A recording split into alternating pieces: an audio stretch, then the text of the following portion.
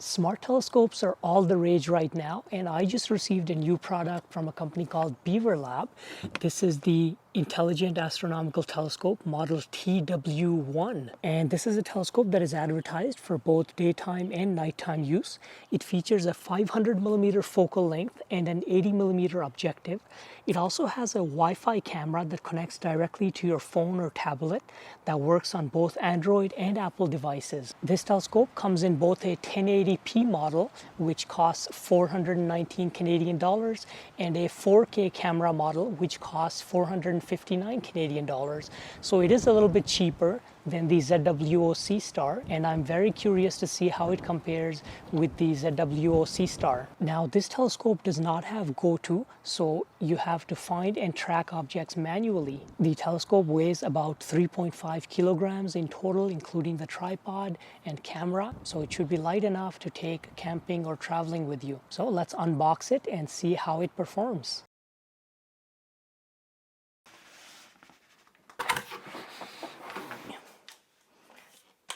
Very, very light, but very sturdy.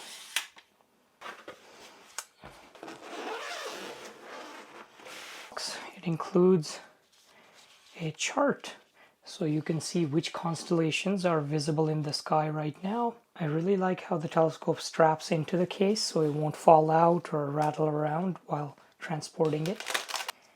And this is the camera. It uses a regular USB-C port, same as most cell phones these days. So in the manual, there's a barcode for Android and Apple. And if you hover over that with your cell phone camera, so that'll open up the BeaverPoint app. For me in the Google Play Store, since I'm using Android, you have to install the app. I think we are good to go. So let's take this outside and see what we can do. Now let's put the telescope together. First thing we're going to do is open up the tripod. Here is the main body of the telescope, and you can see at the bottom there are 3 bolts. We'll align those bolts with the 3 holes in the tripod top. Now you'll need this bolt, the small one. Put it through the bottom and then just tighten it. Now the next thing we need is this really long bolt. This really long bolt allows you to adjust the tension in the altitude or the vertical axis. So you put it through the hole at the back, push it all the way in, and then just turn it. Once you turn it enough, the altitude axis becomes a bit more stiff. So by turning and loosening this long bolt, you can adjust the amount of tension in the altitude axis, which allows the scope to move vertically up and down. Next, we will attach the cell phone mount. Now in the box, the phone adapter and the arm part come separately. Attach these together and push them in. Attach it to one of the legs and then just tighten it back down. Yeah, I'm finding that if you tighten it too much, it just pops back out. So this is not necessarily the best design portion of this scope. Now the next thing you want to do is attach the camera. Take this cap off the camera front. You'll see a little notch, a little line at the top of the camera, and then align this line to the telescope over here, and then turn right to lock it in. Now the next thing I want to do is level the telescope. So I will loosen this axis. So the bubble is off to one side right now. So what I need to do is increase the height of these other legs. So as you can see now, the telescope moves in azimuth, which is left and right, altitude, which is up and down, and this button over here allows you to turn the red dot finder on and off. You'll see a little laser projected on the inside when you turn it on, and you can point that at an object, and then the first time you use it, you will have to use this knob over here, and by loosening this knob, move it a little bit left to right to align it to the main telescope while you're looking at the view from the main camera on your cell phone. And since it's still daytime right now and I'm planning to do some solar observing, I still have the lens cap on. Do not take the lens cap off and point this at the sun during the daytime. That will destroy the sensor at the back. So first of all, make sure that the telescope is pointing away from the sun. Take off the little cover in the front. Put that somewhere safe. Take out your solar filter. And with the silver side facing away from the telescope towards the sun, basically, we will put that on here. Now make sure that the big cap is there securely and the solar filter is on there securely. I will open up the Wi-Fi. I'll hold down the button at the back of the telescope on the camera for 2 seconds to turn that on. And you'll see the light glowing blue. And the network for the telescope should pop up here in a second. There it is, DDL TW1. Click on that, so that is connected. Now I'll open up the Beaver Point application, select the telescope, click Start Observe. We don't want to point the finder scope at the sun and try to look through that to center the sun. Instead, what we can do is use the shadow method to center the sun. You just need a piece of paper or cardboard or the ground. But in my case, I'm on grass, so I'm going to use this little piece of cardboard. Make sure that the altitude knob over here is tight enough so that you can move the telescope up and down without it going all the way down. Now, as you can see over here, I'll see if you can see that. So what you want to do is you want to minimize the shadow of the telescope, make it as small as possible. As I move around, you should be able to see a couple of sunspots as well. That's one major one right over there. Now we want to make sure the image is focused. So what you can do is use your fingers on the screen to make it larger, just like you would in anything else. I'll just use the edge of the sun actually. Now, as you can see, I can move around and see if there are any other sunspots. Last week there was an absolutely massive sunspot on the edge of the sun, but that seems to have gone away now. That is okay. We do still have a couple of these smaller ones. Okay, and then we'll take a picture. So click on this up arrow. This first button over here is for taking pictures. So as you can see, as I clicked on it, it said save successful. And if I want to take videos, I press the second button over here, which looks like a video camera. And you can see that is now recording the actual video. And then I can click on that again to stop recording video. And I can see my images or videos by clicking on that. That was the video we just took. And that is the picture. I can zoom into the picture by double clicking on it, seeing some details. Now you can manually adjust gain and exposure time as well. So what I like to do is I like to click on this A to turn off the automatic gain. I like to minimize the gain to reduce noise. Go over to exposure and click on that A to turn off auto exposure. And now I can manually, by using the slider, adjust the brightness of the image. And now you can actually see some more sunspots as well. So that's what it can do during the daytime. You can actually see sunspots and the quality isn't too bad. So as you can see right now, it is a bit windy as well, so you can see the wind pushing the scope around a little bit. Now in terms of the movements, the movement in azimuth or left and right is pretty smooth if the telescope is balanced properly, as mine is. The movement in altitude up and down, I find, is not quite as smooth. If I undo this to see where the balance point is, you'll see that the scope is quite back heavy. If I level the scope, it almost stays in place. It seems like it's pretty well balanced for horizontal targets that are right in front of you. So for example, observing things in the daytime, so that's what it seems to be geared towards. But at nighttime, you're normally pointing your telescope high up in the sky, something like this. And at that level, if this knob is not tightened, the scope falls towards the back. So that is not ideal. So that means that if you're trying to center a target at night, like the moon, for example, you have to aim a little bit below the target, lock this knob, and then it will settle on the target. It's hard to center a target perfectly and lock it right away. For astronomical telescopes, you either want it a little bit front heavy or you want to have some adjustability built in so we can move the telescope forward or backward to balance it properly for nighttime use.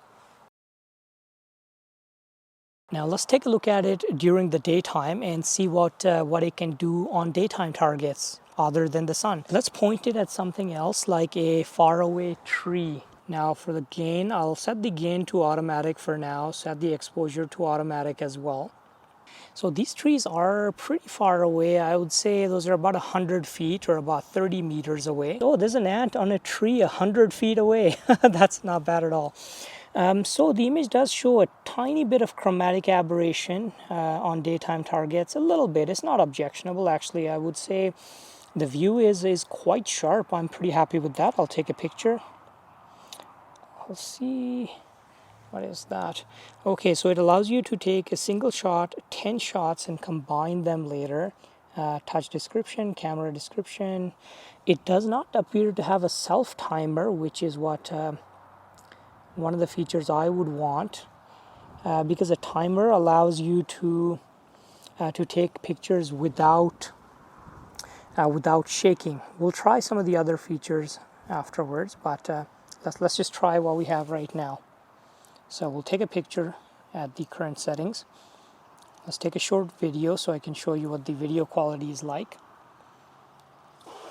at full screen size. Turn that off. Okay, so some of the other options it gives you.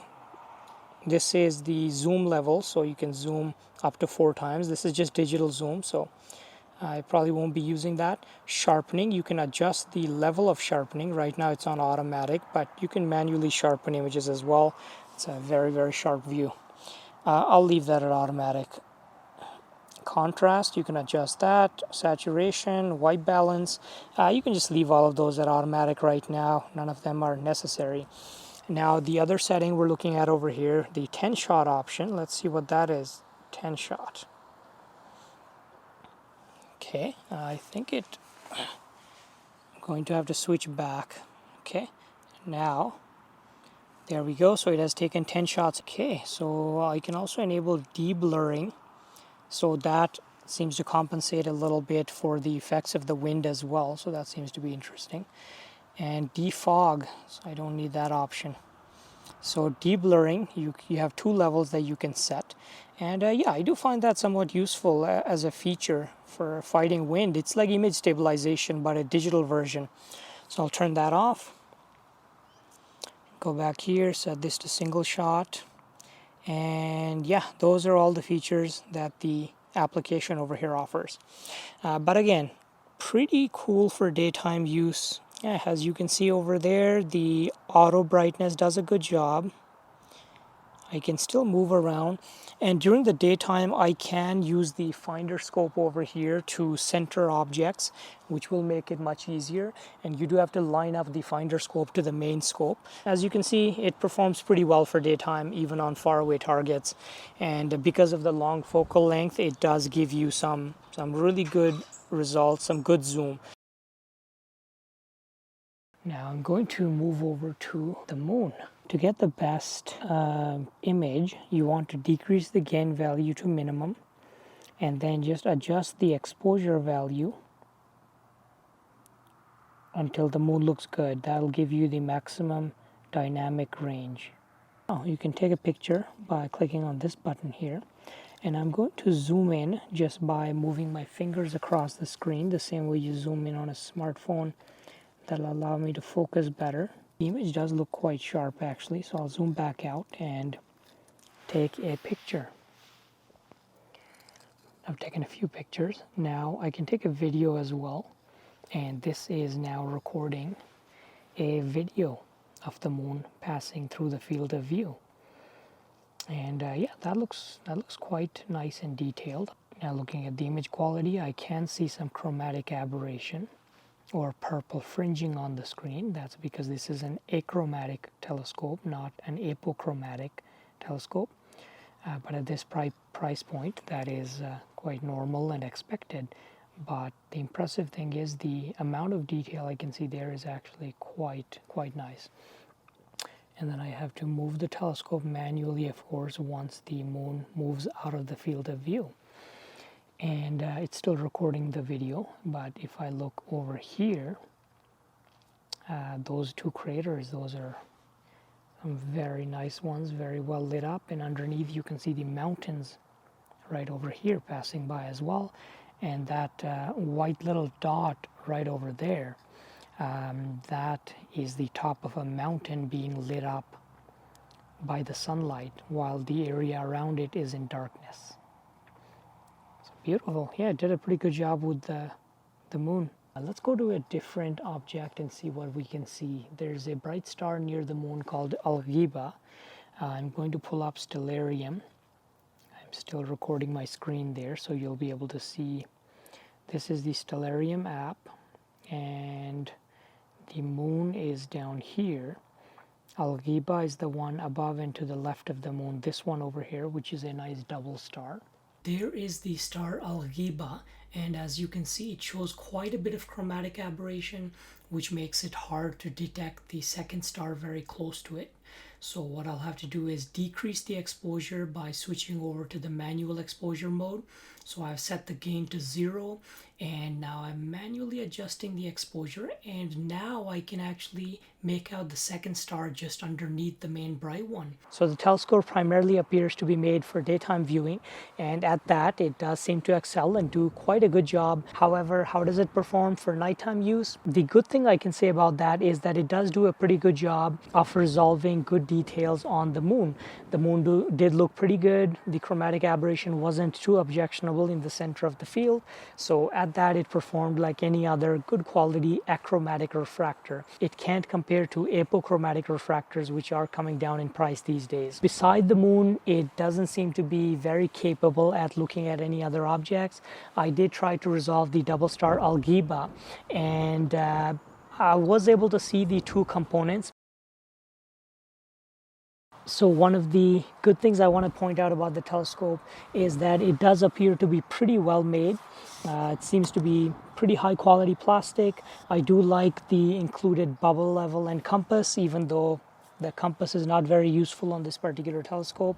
And the tripod is also quite sturdy. I do like the design of the tripod spreader down here. So it's a decent height. You can increase the height by quite a bit, but that's not super important because you're not looking through an eyepiece. The camera projects the image directly to your cell phone. So I'm pretty happy with that. The motion in the azimuth and the altitude axis is quite smooth, although the fact that the scope is quite back heavy makes it not as easy to use in the altitude axis. Now, because this telescope is fully manual, there is no go-to capability or no tracking capability. It is very hard to find any other objects besides the moon. And once you do find them, it is pretty hard to center them, especially because the telescope is back heavy. You have to keep nudging the telescope a little bit down and then locking this, and then it settles into place. That does make it a little bit harder to track any other objects. Because the telescope doesn't track, it can't do any sort of stacking or any sort of really live viewing that would be enjoyable. You can try to center a nebula or a star cluster, but you'll see it moving across the screen in real time. And the long focal length of 500 millimeters does make that a bigger issue than it would be with a wide field telescope, for example. And this telescope sells for $419 for the one with the 1080p camera, and $459 Canadian dollars for the one with the 4K camera. Although I don't think the 4K camera will have any particular advantage in this case, just because the limitation here is not the camera. The limitation is the fact that this telescope does not track, does not have go-to, so having a camera attached to it does not help for nighttime objects. This price range, personally, I cannot recommend it. I would recommend going with the ZWO-C Star, which costs just a little bit more. And despite being a little bit more expensive, it does have many more features, such as go-to tracking, plate solving, just about anything else you would want to be able to do with a cheap smart telescope. So although BeaverLabs did innovate in this case, for example, having a nice camera that is Wi-Fi enabled and can connect directly to your phone and has a built-in battery, it seems to be a telescope that tried to do a couple of different things but wasn't able to do any one of them very well. And for anybody who is primarily looking for a telescope for astrophotography, I would recommend the ZWO-C Star. For anyone looking more for visual use or for wanting to learn the sky, I would recommend getting a manual Dob, maybe such as an 8-inch Dob or a 6-inch Dob. There are even 6-inch tracking Dobs available for not that much more than the cost of this telescope. They will be more capable instruments if you want to learn the sky and see galaxies and nebulae and even good quality views of the moon. So during the daytime, this telescope can get decent views of the sunspots. The filter included here is a white light filter, so you're not going to be able to see prominences or coronal mass ejections on the sun. You will be able to see sunspots, however. We recently had a pretty large sunspot, which would have been quite nice to see, but that has gone over to the other side of the sun now. But I was able to see at least 3 sunspots on the sun's surface right now. So for astronomy during the day, that's the one thing it can do. And for nighttime, specializes in looking at the moon, but not much else. And I do want to thank BeaverLabs for providing this telescope for review. This is not a sponsored review in any way. And I know that BeaverLabs is an innovative company looking at some of their products on Kickstarter and some of the products that are now available on the market. So I do see them coming up with some great products in the future, just that this is not it. This was a telescope that tried to do a couple of different things and wasn't able to do them very well. And I know it's not easy for companies to send in products for review when the reviews might not be as favorable as they would like, but I do hope that the feedback I've provided in this video will be considered constructive criticism and that BeaverLabs will continue to improve and innovate, and the next version of this telescope that they release, I hope, will address some of these issues. So my primary recommendations is to implement some tracking in the telescope, even if it ends up costing a little bit more, as that will make it much more enjoyable to use. It'll also allow the camera to do some live stacking to be able to see better views of deep sky objects such as nebulae and galaxies. One other thing I could recommend, if tracking would be too expensive to implement, is to put in some slow motion controls. They would make it much easier to center targets such as the moon at night, instead of trying to manually center them by moving the scope up and down, left and right, as that does cause more vibration than having some slow motion control knobs would. Slow motion control knobs have been used in telescopes going back decades, and they're a very cheap and easy way to make centering objects more precise and easier. And also the phone holder over here is not great, I would say. The phone keeps falling out. If you tighten it too much, it just pops out very easily. So I would recommend improving the design for that. So if you were thinking of buying a smart telescope, let me know in the comment section what you think about my review. And if you have any suggestions for future reviews, please let me know in the comments below. Thanks again for watching, and clear skies.